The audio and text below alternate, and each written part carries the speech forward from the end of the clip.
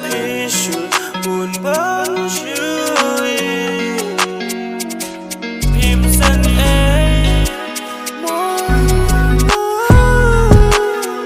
Hakaba menchua Pion pitang yang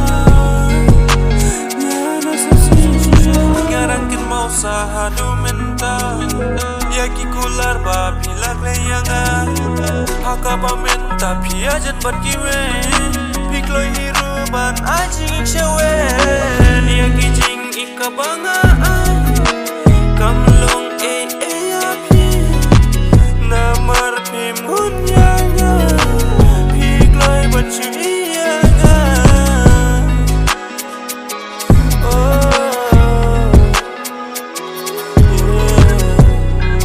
Bila pensel sianga